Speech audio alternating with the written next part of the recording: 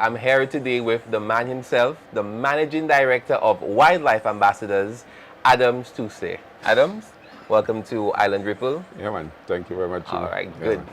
So, as the business name states, Wildlife Ambassadors, we will be speaking about a particular wildlife, which is the birds of St. Lucia. And I'm sure that some of you perhaps don't know many of the birds that are in St. Lucia. But with Adams today, we will be enlightening you about all there is to know about birds. Right, Adam? Yeah, well, I'll try my best. Okay, so let's get right into it. Let's talk about some birds that we have in St. Lucia, particularly our Amazona versicolor.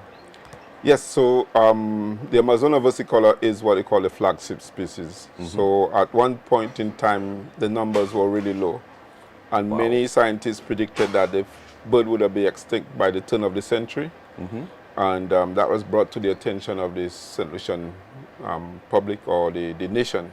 Yes. And at that time, the forestry department thought it was necessary to engage everybody, to rally everybody to save the St. Lucia parrot and to reverse the extinction process. It was not something that was done in many places. Okay. For a small nation like St. Lucia, this is really a really good feather in our cap that by the turn of the century, I mean in the 1970, 1975, when the assessment was done, they realized that there was less than 100 of the St. Lucia parrot in the wild. Wow. And then we had the hurricane and created further damage. So we had to act fast. Yeah, we had to act fast. And we didn't have to act alone. So we rallied all the nation together and everything. And by the turn of the century, when we did the census, we realized that we had over 1,600 birds in the wild. Today, we could say both that we have over 3,000 plus or minus 25 St. Lucia parrots. Nice. So the St. Lucia parrot, which was once on the critically endangered list, now is down listed to just endangered. All right. Which is good. Some people figure out if you're down listed, that is a bad thing. But in a way, that's to show that there's conservation was actually very effective in saving the species from extinction. And then you probably recall there was a movie Is that the new movie being released in the summer this year? No, there was. Oh. I'll talk about that. But Luke Gossett Jr. You probably have heard of Luke Gossett Jr. Maybe I've heard the name. I've heard the Yeah. name. He's a big movie star. He came to St. Lucia to film a movie on the work that was done for St. Lucia. Okay. And that model was used for conservation of species in other parts of the world. Right. So St. Lucia was a pioneer in that regard. So Nice. it's something that we have not been able to give credit to ourselves for, but people know that when it comes to conservation, St. Lucia have a good history and a good track record for saving species from extinction. And that's not just down to the forestry department or the agencies, but the people of St. Lucia, the nation. The nation always rally around conservation, and the nation has a very good history for conservation. All right. So speaking of nation, I know in St. Lucia, we pride ourselves on having the best. Now, are there any species of birds that are particularly found only in St. Lucia? Yes. So, and we're talking about the St. Lucia parrot. And it was used as a national pride and conservation measure. The St. Lucia parrot, I'll start with it because it's a flagship species. So we have other species like the St. Lucia oriole, they call it cowouge. We have the St. Lucia blackfinch, which we call Moisson pied blanc. Wow, Moisson pied blanc. Yeah, Moisson, yeah, with the pink legs. Then we have the St. Lucia peewee, which they call pinkaka. I don't know why. They laugh at our birds, but No, because you know why you say this. What I'm recognizing is that at some secondary schools, I'm hearing the name finch. So I'm like, but to me, that's the name of a bird. Like at the Castries Comprehensive Secondary School, there is a house called Finch. Yeah, and they use a lot of the birds' names to name the houses. So it's nice that we're actually integrating things that are found only in St. Lucia in our education system. Right. And then we have the St. Lucia warbler. Right? But there's one that was extinct. It was last seen in 1960, which is the Simpus warbler. Right. So that is believed to be extinct. In fact, I'm hoping one day before I die, I can be able to rediscover that bird. I'll be a very famous person. That would be a big achievement for me if I rediscover that bird. And many a times I would venture out in remote areas just deliberately in search of that bird, see if I could be able to stumble on that bird. But I there's believe, also I believe that, and there are many stories of bird being rediscovered, which was right off to be extinct, and they rediscovered it. So I'm hoping that all is not lost for the same as well. all right, St. Lucian family, please take note. Adams Toussaint is going to find that bird, and he will make St. Lucia extremely great for finding that particular bird. Well, St. Lucia is already great, so Well, yeah, we're great, we're great. Yeah, but you know, finding that particular bird will, Yeah. you know, expose us vastly. Yeah. So let's speak on the challenges that we have, particularly in St. Lucia, when it comes to bird conservation. Yeah. First thing first is the knowledge, information, and the education on birds. So, as we were speaking before we came on camera, I realized that, you know, many people don't know the real name for the birds in St. Lucia. Like me, for example, when I said the pipirit. Yeah, now the pipit is correct. And the thing I've realized is that the older folks and they knew the birds because there's a Creole name for all of the birds that we have in St. Lucia. Okay, let me stop you right there. So the Amazona versicolor and the Jacko, that's the same. Yeah. So Same. a parrot in English is translated as a jackal in Creole. All right. Yeah. Okay. So I got this one, eh? Yeah. Okay, 1 point for me. So whilst you have the oriole, you have the cowouge, right? And you can go on. Well, the bird that you hear in the background is called a Carib grackle, a grackle. They call it a mel. Wow. Your ears are actually trained. Yeah. I guess it makes a distinct sound, so that's why you're able to recognize it. Right. So All right. yeah, and yeah, you're you're right. I have been in the forest, and I've been with a group of guys, and we're there, and I'm telling them, listen to that. They tell me, I said, what do you hear? I heard a vehicle tooting. I heard it, some music, some soca music in the background. I was like, but I'm not hearing that. I was like, okay, there's a baby parrot begging for food, and all of these things. So, Wow. and these guys never heard that. So, yeah, so you're right. It's tuned, but and it comes with just trying to be at peace with the environment and enjoy the environment. Go out there and bird watching. I'm not doing this only as a business. I'm doing it to educate people. Yes. I'm doing it to improve my knowledge and improve knowledge for perpetuity, and also for my own well-being. Yes. I also do bird photography as well. Oh, nice. So this is another hobby of mine and stuff like that. So. Okay, so speaking towards education, I see you have a book on the desk. Right. Can you speak to us about this very interesting book? So this is called The Birds of St. Lucia, and it's supposed to be a field guide to the birds of St. Lucia. So this was done in collaboration with the Taiwanese government. Yes. So they are the one who finance and publish it. I provided the information. Nice. They actually brought in a group of expert wildlife photographers who took photos, and this is a photographic guide, Nice. right? So The quality looks well, actually. right. So most of the birds, and this is the first Birds of St. Lucia book field guide.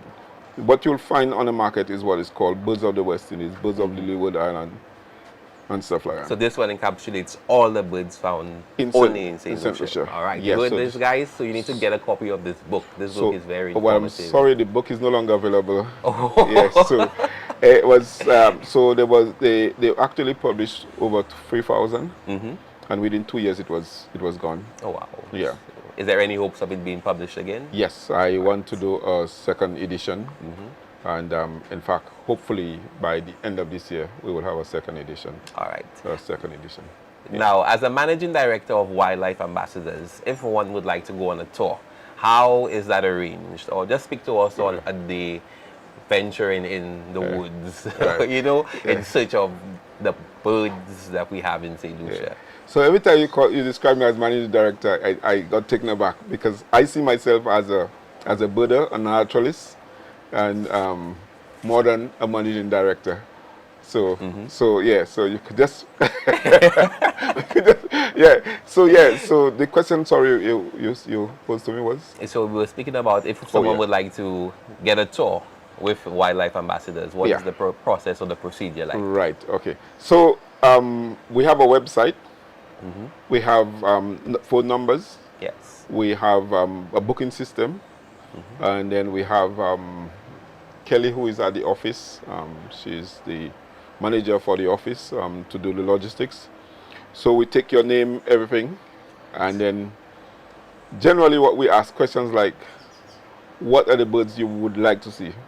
What is called your preference list. All right. So if someone doesn't know, then is there like a recommended it's okay. list? Yeah. All right. We don't give you a list. We take you out to see. So and we cater for hardcore,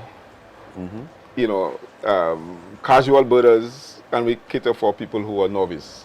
All right. So given that you have this wealth of knowledge, let's speak to your education and your training, per se. Right. Since you heard the sound and you're able to tell me the name, so just give a little insight as to your educational background and training. Okay. So I'm a forester, a forestry officer. I spent 39 years in the forestry department. I'm retired now. It's 5 years since I'm retired from the forestry department. Congratulations on your retirement. Yeah, man, thanks. I'm enjoying my retirement. Lovely. And so once ever you're a forester, you always remain a forester. Yeah, but I'm no longer with the public service, which is the other thing. I still continue practicing forestry. Managing wildlife is what I'm doing and talking to you about today. And then, I studied a lot. I studied forestry, I studied agriculture, I studied environmental science, and did a lot. Birding, I did on my own because of a hobby.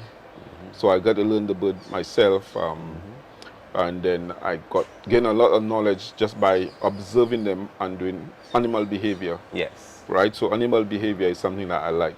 So I would study not just the call, but how they behave, how they feed, what habitat you'll find them, etc., what species that are related to them, and the possibly competition. Oh, nice. Right? So there's something called, and I've observed in what is called ecological separation. And nature is so designed that you do not have two species of the same ecological requirement, because one will actually eliminate each other, the stronger one. Interesting. Yeah. So, for example, we have a very classic example in St. Lucia with regards to the finches. So you have the bullfinch, which is the common one you see taking your sugar all over the place. We have one we call the blackfinch, which is endemic, found only in St. Lucia, nowhere else in the world. And we have another one which is called the sissy which is the black-faced grass squid. And then the bigger one, which they call the Les Antillean saltita. In St. Lucia, they call it, what? The name slipped me. I'm so disappointed. Don't worry, we'll get the name soon. We'll get the name soon. So these are all finches. Yes. Right? And you realize the big size are different.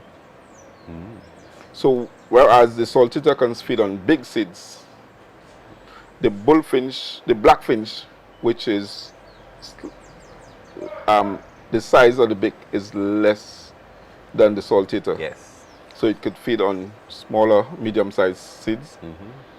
Then the bullfinch, which is the one you see common here, feed on, and the grass squid only feed on grass. And it reflects the strata in the forest canopy, in the forest, in the habitat. Definitely. So you have grass, then you have small shrubs, then you have shrubs, then you have medium pole-sized plants, and then you have bigger trees. Right. And that will reflect the seed size. So these birds have separations. So they were meticulously created. Right. And the creation is something that is really interesting. And these are the things that I am fascinated by. The coloration of species. Also, there's some species where you can see there's something called dimorphism. All right. So you and Natalie, anybody come there, they could see the difference. That you are male, she is female. All right. Right? By the way nature design. So this is dimorphic. And there's monomorphic, which means that you can't tell the difference between male and female.